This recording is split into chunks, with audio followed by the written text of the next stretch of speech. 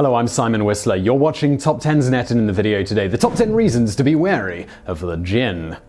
Jinn are basically the bogeymen of the Muslim world, haunting the Middle East, Asia, and parts of Africa today, just as they have done for centuries. The term actually derives from an Arabic root meaning to conceal, since these are beings that, for the most part, are said to elude human perception.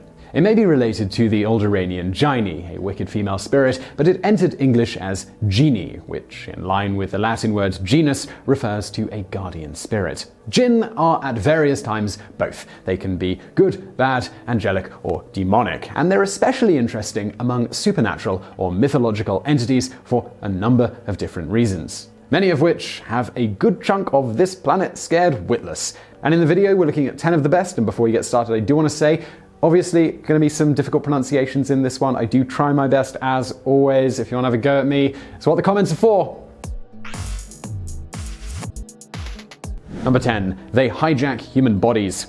Masked by seizures and incomprehensible speech, as well as the loss of one's own volition, possession by a jinn is all too familiar in many parts of the world. But sometimes it can be a kind of double-edged sword. One Afghanistani man, for example, an illiterate non-smoker, found he could read and write in many different languages once allegedly possessed by a jinn. However, his appetite for smoking apparently increased to the point of swallowing lit cigarettes whole. Faith healers typically seek to expel these spirits by reading from the Quran and calling on God to assist. They also blow into the victims' mouths, curse the jinn, or verbally command them to leave. Some go so far as to actually hit the victim in the belief that it's the jinn and not the possessed human who ultimately feels the pain. In most cases, however, the victims of a so-called jinn possession are really suffering from a genuine medical disorder such as epilepsy or schizophrenia. In one especially severe case, a 35-year-old woman given the traditional faith healing treatment was later diagnosed with cerebral malaria, a deadly serious disease for which, fortunately, she was treated in time to survive. But not all are so lucky. Some leave it far too long before seeking medical attention. There are even others, like 21-year-old Naila Mumtaz in 2012, who were killed by their closest relatives because of the apparent possession. Number 9. They dwell in deserted places. Deep within Iran's central Dashti Kavir desert is a vast and desolate region known as the Riga-Jen, or Dune of the Jinn. With its howling winds and harsh aridity, it has long been associated with evil, and for centuries it was avoided by travelers and trade caravans who feared the appearance of the jinn in the sandstorms. But even in the 20th century, Western explorers have been known to avoid it. In fact, it wasn't until 2005 that anyone actually made it across. Jinn apparently thrive in such places, with some other notable examples including the mountainous Chitral district in Pakistan, where Yeti sightings are blamed on the jinn, and a sinkhole in the wastes outside Quad Ho in Somalia, which is thought to lead down into the realm of the jinn and is frequently linked to apparitions. Other typical jinn haunts include ruins, caves, crossroads, and garbage dumps, as well as large bodies of water and even the upper atmosphere. Graveyards are another particular favorite, especially among the Ghul, the corpse-eating female jinn. According to the medieval mystic Ibn al-Arabi, jinn were created to feed on the air inside bones, which they eat by inhalation. Number 8. They can shapeshift. Most of the time, by a rapid extension or rarefaction of the particles which compose them, jinn remain invisible to human eyes. Whenever they want to be seen, though, they're said to appear as black dogs, wild asses, or serpents, like in the Garden of Eden. And if their feet are turned backwards, they can also appear as humans, including humans that you know. In one especially chilling account from Saudi Arabia, a wife recalls laying in bed with her husband and sensing that something was off. Sure enough, when she left the bedroom for the living room, she found her real husband watching TV, and when they went back to the bedroom together, the jinn laughed in their faces and left. While such feats may be limited to the more powerful jinn races, the evil Ifrit and Marid, for example, tales of shapeshifting do abound. An old Persian folk story provides another example. A lady enters a public bathhouse and looks down at the feet of the only other person inside. She's horrified to find hooves instead of feet. She rushes outside and frantically tells the attendant about it, insisting that one of her customers has hooves. In response, the attendant simply looks at her, lifts up her skirt, and says, "What, like these?" Number 7. They're mortal. Although faster and stronger with supernatural abilities, jinn are essentially mortal, subject to some of the physical and cosmological laws as humans. They need to eat and drink, they procreate, and they die. and they're sent on to heaven or hell depending on their deeds in life. They may even be subject to the same social laws. Within their own realm, for instance, they live in societies not too dissimilar to our own, practicing various religions and establishing sects, or more often, rejecting God entirely. Like their human counterparts, observant Muslim jinn are said to pray, give alms, fast during Ramadan, and even make pilgrimage to Mecca, albeit without being seen. There are sometimes even legal provisions for humans to inherit their stuff. Of course, mortal needs can be terrifying in themselves. Evil jinn, for instance, are said to kidnap beautiful women to keep as unwilling wives or concubines, and if they're unlucky enough to get pregnant, the hybrid offspring are banished to an island near China and left to their own devices, which usually means eating people. Number 6. They're made of fire. Before Islam came along with its focus on monotheism, jinn were worshipped as gods, but their place in the heavenly hierarchy has since been revised. Specifically, the Quran states that Allah made jinn out of smokeless fire, after angels were made out of light, and according to some interpretations, 60,000 years before Adam was made out of clay. It's this unique composition, which also includes air, just as clay contains water and dust, that allows the jinn to shapeshift and become invisible. The fire also makes them proud and dominating, but it carries far greater risks than that. Since fire is said to course through their veins like blood, it's also said to be released from wounds in the same way that blood would be. So rather than bleeding out when dealt a mortal blow, jinn are said to explode into flames that consume everything in their path. In other words, brute force probably isn't the wisest strategy for getting one out of your house. Number 5. They're everywhere.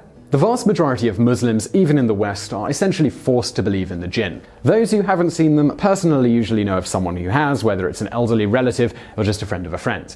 And anyway, if the prophets say they are real, that pretty much ends the discussion. While modernist interpretations seek to reframe the jinn as microorganisms, or at a stretch, some kind of quantum fluke, the general consensus seems to be that good Muslims should believe in them. Hence, throughout the Muslim world, all manner of things are blamed on the jinn, not merely disease, but also sleep paralysis, fires, missing persons, infertility, political unrest, personal shortcomings, and even homosexuality, among many other complaints. Needless to say, deferring to the supernatural in this way can have pretty devastating results. In August of 2006, a series of rapes in Uganda persuaded villagers that a jinn was afoot. Increasingly hysterical with anger and fear, they became extremely suspicious of strangers, and when a disheveled young woman they didn't recognize emerged from the forest one day, she was immediately sprung upon as a jinn and severely beaten by the villagers and then finished off by the police. And it turns out she was just looking for her husband. Number 4. They've been witnessed by non-Muslims too. Surprisingly, jinn have also been reported by a number of US troops stationed in the Middle East, many of whom aren't even Muslim. Encounters include eerie footsteps, objectless shadows, violently shaking beds, and in the extreme, actual visible shapeshifting. In 2005, for instance, an army security guard stationed in Pakistan claims to have seen a rabbit transform into a cat while hopping towards him and then gradually take on the shape of a woman. Panicking, the guard managed to scale a 6-foot wall to escape, but he was never the same again. Similarly, in Iraq, a US Army soldier crouched to pet a black and white cat that he had come across, only for it to morph into a hunched-over dog-like animal staring right back at him with the wide-open eyes of a human. As the terrified soldier backed away, the creature simply vanished. And in Afghanistan, a small unit sent to survey a village for a high-ranking Taliban operative found themselves hounded by a figure in white robes. Manipulating sound and light around them, the figure slowly approached from a distance. He melted over and around the rocks with bright and fiery eyes. Despite it being pitch black, one of the night vision-equipped soldiers said the figure was looking right at them. The next day, they found the village completely deserted, except for some torn-up corpses and a great deal of blood. Sleep-deprived, delirium or not, these strangely prevalent encounters dovetail with local beliefs. Jinn are often associated with war, and in Afghanistan there's a theory that blames the Mujahideen for scaring the jinn out of hiding. Number 3. They do grant wishes, but at a price. The popular image of the jinn as the genie can be traced to the Arabian Nights, the classic repository of Middle Eastern-esque folktales. In Aladdin, the City of Brass, and the Fisherman and the Genie, for example, they're basically portrayed as amoral wish-granting spirits trapped in bottles, lamps, or magical rings. And despite there being little scriptural basis to believe in the 3 wishes of legend, jinn have long been associated with sorcery. According to the medieval scholar Ibn Taymiyyah, jinn can be summoned by writing certain Quranic verses backwards or in an impure substance like blood. This, he said, would please the infidel Jinn and allow a sorcerer to attain favors from them, such as rapid transportation through the air, untold wealth, and knowledge of things that are yet to come. Of course, practices like these have always been sacrilegious, and sorcerers do pay the ultimate price, and that is losing their share in the hereafter. In other words, forget fairy tale endings, because Aladdin probably went straight to hell. Number 2. They get people executed.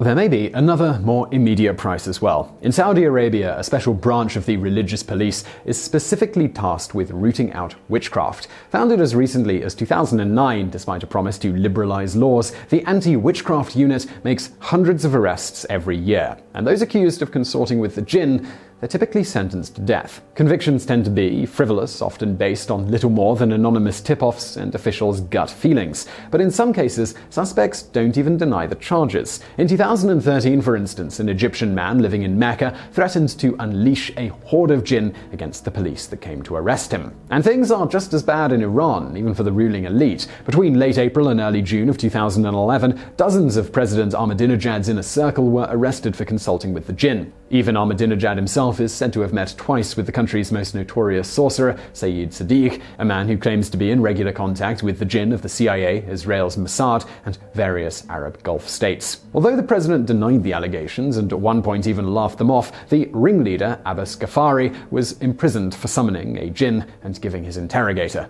a heart attack.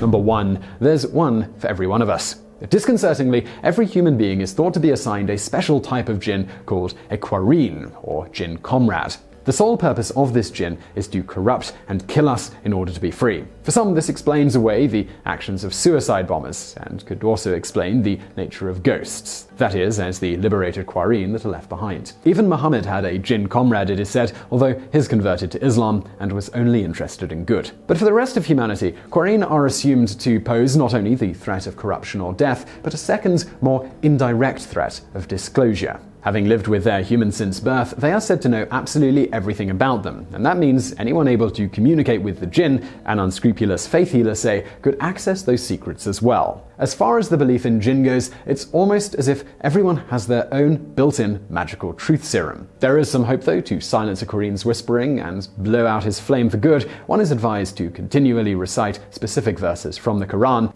most of which proclaim the sovereignty of Allah. So I really hope you found that video interesting. If you're looking for more stuff to watch like this, we do put out brand new videos every day of the week, so hit that subscribe button on the screen now as well as below me now, and you'll get notified about those videos every single day. Also, if you're looking for something else to watch right now though, stuff from the archives is over on the right. And as always, thank you for watching.